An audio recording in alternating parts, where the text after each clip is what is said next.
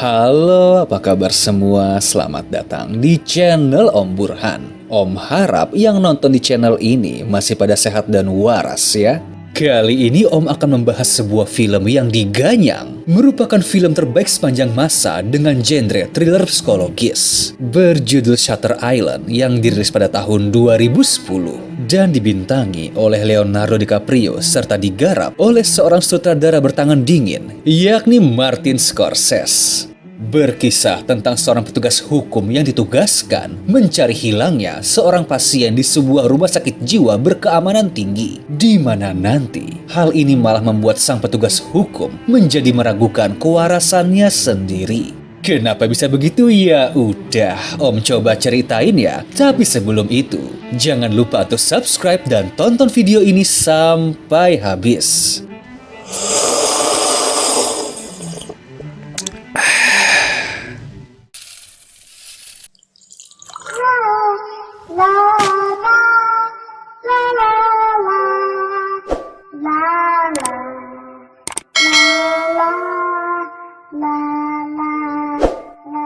Time story.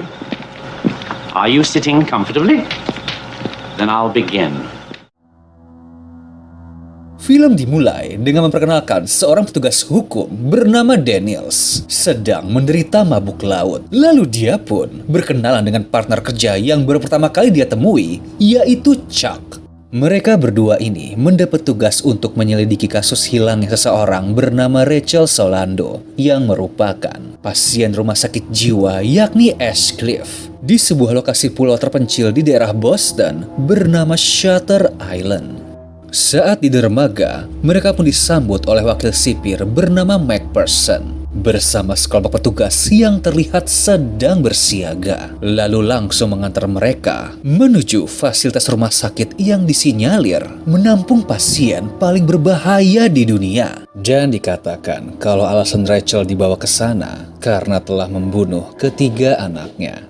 Saat sampai di gerbang, McPherson menunjukkan 3 gedung utama yang ada di tempat tersebut, yakni bangsal A yang berada di sebelah kanan berisi pasien pria, serta bangsal B yang berisi pasien wanita. Sedangkan gedung besar yang berada di depan mereka adalah bangsal C, di mana tempat itu merawat pasien paling berbahaya di sana, serta dijaga dengan keamanan tinggi hingga tidak sembarang orang dapat masuk ke dalam. Bisa dibilang kalau semua petugas tampak sangat tegang dengan kehadiran Daniels dan Chuck. Bahkan seorang pasien wanita di sana mencoba untuk memberi isyarat kepada Daniels yang entah tujuannya untuk apa. Mereka pun akhirnya bertemu dengan Dr. John yang menjabat sebagai psikiater utama di sana, lalu menjelaskan tentang latar belakang serta foto Rachel Solando. Namun saat melihat fotonya, Daniels tiba-tiba mengingat berbagai potongan memori yang dia anggap adalah efek dari mabuk laut sebelumnya.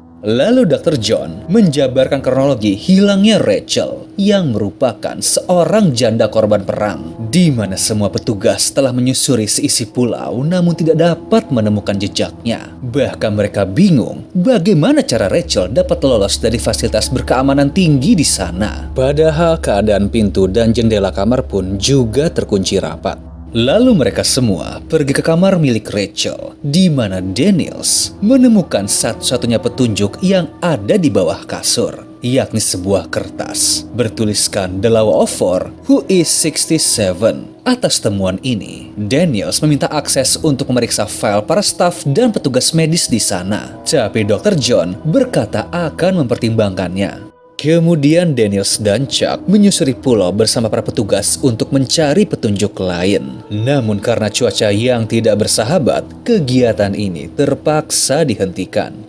Malamnya, para staf dan petugas medis dikumpulkan untuk diinterogasi, di mana seorang perawat berkata kalau sebelum menghilang, Rachel sempat mengikuti sebuah sesi terapi yang dipimpin oleh Dr. Lester Sheehan, dan dia adalah dokter yang merawat Rachel selama ini. Namun sayang dokter itu sudah nggak ada di pulau tersebut karena dia telah pergi berlibur tak lama di saat Rachel menghilang, sehingga Daniels tidak dapat menginterogasinya. Dia pun meminta Dr. John untuk menelpon Dr. Lester. Namun, karena sedang ada badai, jalur telepon menjadi terganggu dan nggak bisa berkomunikasi keluar pulau. Lalu Dr. John mengundang mereka berdua untuk bertemu dengan Dr. Jeremiah yang merupakan rekan kerjanya. Di sana terputar juga lantunan musik klasik, di mana hal ini membuat Daniels teringat akan sebuah momen di masa lalu. Om yakin deh pada scene ini mungkin banyak dari kalian yang masih bingung karena alurnya maju mundur. Tapi ya tenang aja, karena tujuannya memang membuat para penonton bertanya-tanya mengenai misteri yang nanti terjawab di akhir film. Kemudian Daniels kembali meminta bekerja sama agar dapat melihat catatan dan data dari seluruh staf dan petugas rumah sakit jiwa. Tapi kali ini permintaan itu secara bulat ditolak. Setelah itu, malamnya saat sedang tertidur, kita akan melihat sebuah scene di mana Daniels sedang bermimpi mengenai istrinya yang tiba-tiba berubah menjadi abu. Dan ya, karena misterinya masih belum terjawab, kita skip ke adegan Daniels yang sudah terbangun. Lalu pergi menemui Dr. John dan meminta agar dapat berbicara dengan rekan Rachel yang sama-sama ikut sesi terapi Dr. Lester. Saat bertemu pasien pertama, dapat kita lihat kalau Daniels tiba-tiba emosi dan menyebut nama Andrew Ladis, di mana hal ini juga membuat pasien tersebut emosi. Lalu berpindah dengan seorang pasien wanita yang dulu membunuh suaminya dengan kampak. Dan anehnya, di tengah sesi interview, saat Chuck sedang mengambil air minum, wanita itu langsung mengambil buku catatan Daniels sambil menuliskan sesuatu.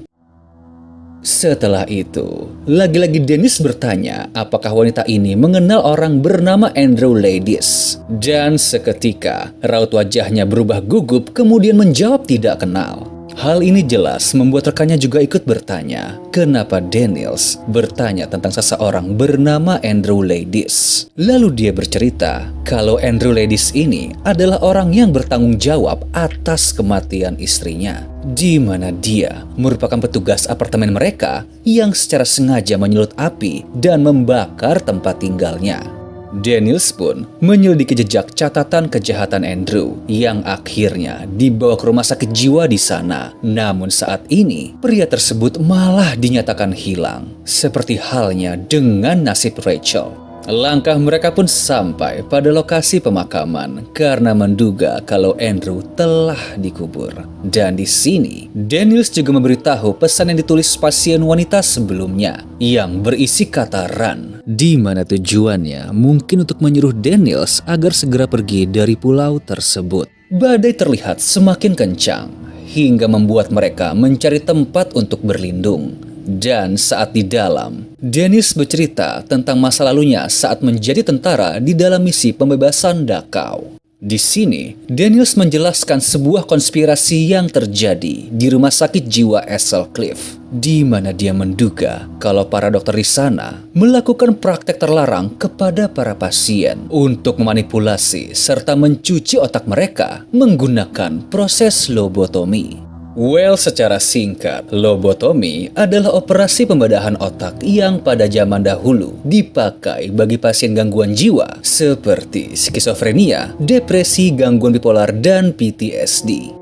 Tujuan operasi ini adalah untuk menenangkan pasien dengan cara merusak atau memotong jaringan otak dalam lobus prefrontal yang terletak pada bagian depan kepala dengan cara membuat lubang atau mengiris bagian depan otak dengan alat khusus seperti obeng atau ujung besi yang sangat runcing. Di mana hal ini diyakini mampu menghilangkan luapan emosi dan reaksi para pasien sakit jiwa yang tidak terkontrol. Oke, kita lanjut lagi ke jalan cerita ya. Jadi tujuan Andrew datang ke Shutter Island adalah mencari pembenaran dan mengungkap konspirasi ini kepada publik, serta mencari keberadaan Andrew Ladis. Namun Chuck memiliki pemikiran tersendiri, yakni bagaimana jika sebaliknya bahwa kedatangan dia ke sini adalah rencana yang sudah diatur oleh pihak rumah sakit untuk menjebak Daniels. Di mana hal ini membuat mereka bertanya-tanya, apakah sosok Rachel memang ada ataukah hanya rekayasa semata? Setelahnya, Daniels dan Chuck menghadiri sebuah pertemuan tertutup yang diikuti oleh dokter dan staf ahli rumah sakit tersebut, lalu menyela aktivitas di sana untuk menjelaskan hipotesanya terhadap tulisan Rachel yang kalau diartikan, hukum keempat dan siapakah 67. Di mana setelah mendengar kalau jumlah pasien dari bangsal A, B, dan C adalah 60 orang, dia pun berasumsi kalau arti baris kedua dari tulisan Rachel ialah mengenai pasien ke-67 yang dipercaya Rachel disembunyikan oleh pihak rumah sakit. Namun Dr. John membantah asumsi ini, apalagi dia memberitahu kalau Rachel telah ditemukan. Alhasil Daniels pun menemui perempuan itu di kamarnya. Tapi saat ingin mengorek informasi, Rachel berkata kalau dia tidak dapat mengingat apapun dan hanya tahu kalau pihak staf telah menemukannya di dekat mercusuar. Well, karena misteri yang terus berputar ini, Daniels pun mengalami vertigo, di mana Dr. John langsung memberikan obat untuk meredakan sakitnya agar dia bisa beristirahat. Saat tidur, Daniels mengalami mimpi aneh dan bertemu dengan Rachel bersama anaknya yang terbaring di tumpukan salju, serta berjumpa dengan seorang pria yang diduga sebagai Andrew Ladis. Sontak Daniels pun terbangun, tapi anehnya, gak lama setelah itu, dia bertemu dengan istrinya yang berkata kalau Andrew belum mati dan Daniels harus menemukannya. Namun ya, lagi-lagi hal ini adalah sebuah mimpi. Dan kalau kita lihat, scene ini mungkin agak mirip dengan adegan di film Inception yang juga dibintangi oleh Abang Leonardo. Di mana film itu memang menceritakan manipulasi sebuah mimpi yang berlapis-lapis. Scene berlanjut dengan Daniels yang kembali bangun ke dunia nyata dan mendapati kalau semua penghuni bangsal tengah bersiap mengungsi untuk menghadapi badai besar yang mengakibatkan rumah sakit tersebut mati listrik. Namun Daniels memanfaatkan celah ini untuk menyusup masuk ke dalam bangsal C yang dibilang adalah tempat merawat pasien yang paling berbahaya, lalu bertemu dengan seorang pasien bernama George Noyce. Di mana orang ini bercerita kalau rumah sakit Hazel Cliff memang melakukan praktik ilegal, yakni operasi lobotomi yang dilakukan di dalam mercusuar. Lalu bilang kalau orang-orang yang ada di sana berniat menjebak Daniels serta Chuck. Mendengar hal ini, dia pun bergegas mencari partnernya, kemudian pergi memanjat tebing untuk menuju mercusuar. Namun Chuck pun heran kenapa mereka harus pergi ke sana, sebab telah menemukan sebuah catatan mengenai Andrew. Tapi Daniels tetap bersikeras pergi, sehingga mereka berdua kembali terpisah. Gak lama dia pun melihat sebuah sosok tubuh di atas karang yang diyakini sebagai Chuck. Namun, saat turun menghampirinya, tubuh tersebut malah menghilang. Lalu pandangannya mengarah ke sebuah gua. Dan karena penasaran, Daniels berniat mengecek. Walau ya, rute yang dia tempuh untuk sebagian orang pasti bikin merinding. Ternyata di dalam gua itu terdapat seorang wanita yang mengaku sebagai Rachel Solando yang asli. Dan faktanya, wanita ini belum pernah menikah apalagi memiliki anak. Lalu menjelaskan kalau dahulu dia adalah seorang psikiater yang menemukan fakta tentang penyalahgunaan narkotika dan praktek lobotomi ilegal. Namun saat ingin melaporkan hal ini kepada pihak berwajib, para dokter secara paksa memvonis kalau Rachel telah gila, lalu menjadikannya sebagai pasien di sana. Di sini Rachel pun menjelaskan metode pengendali pikiran yang dilakukan pihak rumah sakit, di mana mereka memanfaatkan trauma masa lalu pasien untuk dijadikan alasan dari kegilaan yang dilakukan para pasiennya. Bahkan berbagai gejala kegilaan ini pun merupakan sebuah manipulasi, hingga Daniels secara tidak sadar juga ikut mengalaminya, seperti migrain, vertigo, dan sering mimpi buruk yang berasal dari makanan, minuman, bahkan rokok yang dia konsumsi yang telah dicampur obat. Sebab notabene dia mendapat barang tersebut dari pihak petugas atau Chuck. Dan Rachel pun juga berkata kalau dalam beberapa hari ke depan dia akan mengalami mati rasa di tubuhnya akibat pengaruh obat tersebut. Tapi saat bertanya tentang nasib Chuck, Rachel malah bilang kalau aslinya Daniels tidak mempunyai teman, di mana hal ini jelas membuat dirinya semakin bingung. Singkat cerita, Daniels kembali ke rumah sakit, di mana Dr. John menyambut kedatangannya dan dia langsung bertanya tentang keberadaan Chuck. Namun anehnya, Dr. John berusaha meyakinkan kalau dari awal Daniels datang ke pulau itu sendirian tanpa ditemani seorang partner. Tapi di dalam hati, Daniels yakin kalau pihak rumah sakit menyembunyikan fakta sebenarnya dan yakin bahwa Chuck telah dibawa ke dalam mercusuar. Karena itulah, dia pun menyusun sebuah rencana dengan meledakkan mobil Dr. John sebagai pengalih perhatian. Namun lagi-lagi, sosok sang istri kembali datang bersama seorang anak yang terus-menerus menghantuinya. Lalu dengan susah payah, dia pun akhirnya berenang menuju mercusuar, kemudian melumpuhkan seorang penjaga dan mengambil senjatanya, lalu segera masuk ke dalam. Namun ternyata Dr. John telah menunggu. Dan di sini terungkaplah fakta sebenarnya, yakni tidak ada praktek lobotomi ilegal, serta identitas asli Edward Daniels sebenarnya adalah Andrew Ladis, di mana dia adalah pasien rumah sakit jiwa di sana dan merupakan pasien ke-67 yang ditempatkan di bangsal C. Sebab dahulu telah membunuh istrinya sendiri, yakni Dolores yang mengidap kelainan depresi akut karena telah membunuh ketiga anaknya.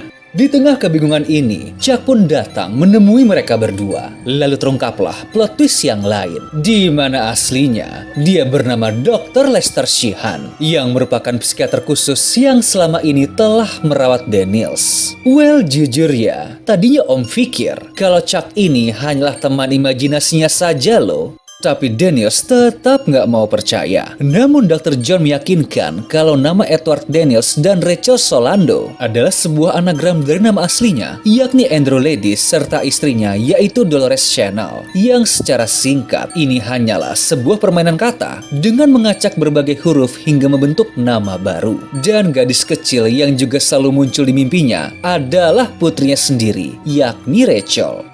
Jadi singkatnya, berbagai peristiwa yang terjadi dalam beberapa hari ini adalah sebuah terapi untuk menghancurkan pemikiran gila dari Andrew dengan membiarkannya berperan menjadi Edward Daniels, di mana identitas ini muncul karena dia mengidap skizofrenia akut akibat trauma perang saat bertugas, serta telah membunuh istrinya sendiri. Bahkan Rachel Solando yang dahulu dia temui di dalam gua adalah sebuah delusi yang dia ciptakan. Dan gejala migrain serta vertigo yang Andrew alami merupakan pertanda bahwa obat yang selama ini diberikan oleh rumah sakit perlahan luntur, hingga dia pun akhirnya jatuh pingsan. Setelah itu Andrew terbangun bersama Dr. John dan Dr. Lester, serta ada seorang perawat yang dahulu kita ketahui sebagai Rachel Solando yang hilang. Di mana pada saat itu, sang perawat ini memang disuruh oleh rumah sakit untuk menyamar menjadi Rachel Solando. Pada saat ini, Andrew pun akhirnya dapat menjawab berbagai pertanyaan dan sadar akan identitas dirinya. Di mana hal ini membuat para dokter puas. Sebab sebenarnya, hasil seperti ini memang pernah mereka dapatkan pada 9 bulan yang lalu. Namun entah kenapa, malah mengalami kemunduran dan pemikiran akan sosok Edward Daniels pun kembali muncul. Dr. John pun mengingatkan kalau ini adalah kesempatan terakhir Andrew untuk membuktikan bahwa pengobatannya telah mengalami kemajuan. Jika tidak, maka pihak rumah sakit harus melakukan proses lobotomi pada otak Andrew agar dia dapat terkontrol. Dikarenakan pada dasarnya, Andrew adalah pasien paling berbahaya yang ada di sana. Bagaimana tidak, dengan latar belakang militer serta kecerdasannya, bukan tidak mungkin jika nanti kegilaan sosok Edward Daniels tetap berlanjut, cepat atau lambat akan terjadi malapetaka. Scene pun beralih dengan Andrew sedang bersantai di depan bangsal bersama Dr. Lester. Namun lagi-lagi, Andrew memanggil Dr. Lester sebagai Chuck dan masih menganggap dirinya sebagai Daniels. Lalu berkata kalau mereka berdua harus segera mungkin pergi dari pulau tersebut karena banyak hal buruk yang telah terjadi. Dan pada momen ini, Dr. Lester memberikan sinyal kepada Dr. John dengan menggelengkan kepala sebagai pertanda kalau kondisi Andrew sudah tidak terselamatkan. Alhasil Andrew pun harus menjalani proses lobotomi. Namun sebelum dibawa pergi, dia berkata kepada Dr. Lester, apakah lebih baik hidup sebagai monster atau mati sebagai orang baik? Di mana ucapan ini membuat sang dokter kaget karena sepertinya Andrew sedang berpura-pura masih sakit dan secara sukarela ingin menjalani operasi lobotomi agar dapat menghilangkan kesedihannya akibat rasa bersalah atas kematian sang istri dan ketiga buah hatinya. Lalu film pun selesai.